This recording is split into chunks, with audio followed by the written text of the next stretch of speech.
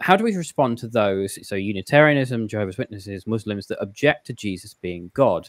Specifically, they use verses like John 20:17, I am ascending to my Father and your Father, to my God and your God. John 14:28, my Father is greater than I. And Luke 18:19, why do you call me good? No one is good except God alone. Well, the first thing to do is to tune in about 4 weeks' time when we have a specific topic on the triunity of God, which will include the deity of Christ. So that's the first thing. But third, open to you guys to comment. We'll maybe go around and make a few comments each before we close up. Yeah, well, the first thing that jumps into my mind with this particular subject is the fact that Jesus was a man on earth. He was physically a man, and he's always referencing that fact when he's making these comments. He was a man, and he's the Son of God as a born person on this planet. It doesn't mean that he's denying the fact that he was God or anything. He's basically framing his current situation, if you like, as a physical man on a physical earth. And that's how I think you read the context of those passages. Yeah, I think context is really key.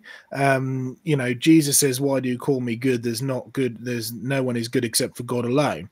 You realize that Jesus isn't actually contradicting himself at this point. He's actually asking a question, right? A rich young ruler has come up to him and said, good master. And Jesus is saying, genuine question, why are you asking me, why are you calling me good? There is none good except for God alone. Right now, Jesus, of course, is God, and really what he was trying to do is get the rich young ruler to think about where his priorities are, because by implication, if there's none good but God, the rich young ruler wasn't good either. And this was the whole point that Jesus was trying to get across. It's not Jesus telling the man off for calling him good, it's challenging him at where his presuppositions are. And you see the end result of this is, well, if you want to do good, go and sell all your possessions and follow me. And he didn't do that, right? Just highlighting the point that he wasn't good, the rich young ruler, that is. So you need to take all of these things into context, particularly when you see Jesus interacting with other people. The number one thing that Jesus does if he gets challenged is to ask a question to get them to think about why they are actually challenging him. He does that with the Pharisees, he does that with the scribes, he does that with the Sadducees when there was arguments over the afterlife and so on and so forth.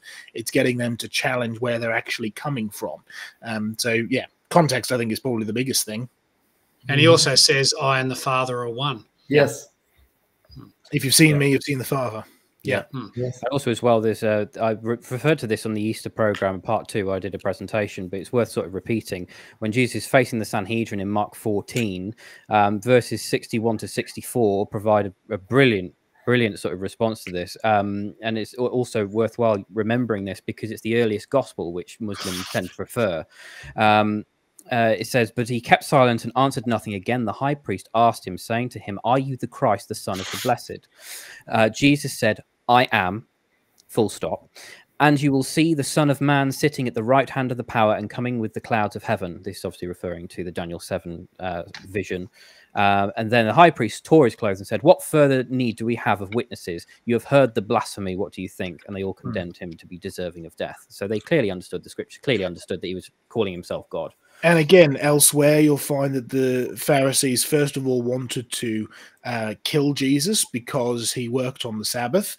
But then when they challenged him about working on the Sabbath, he said, well, my father's been working and I've been working. And it then says that the Pharisees, these are the people, the highest level of lawyers in the country, right, who studied the law and knew the law inside out. They then wanted to kill him because he was calling himself God, right? So they says in the scriptures they sought to kill him all the more. So the highest graded lawyers in the country recognized that he was calling himself God, which is why they wanted to kill him. So it's exactly, it's just as well, might as well said, I am God, which is effectively what he was doing. He did the same in the first time that Jesus preached in the synagogue as well. He basically did the same thing. He equated himself with God. And in Luke, he's not denying that he is God. He says no one is good except for God alone. And so, you know, he's asking the guy, do you recognize me as really God? As God? Yeah. Because he is good.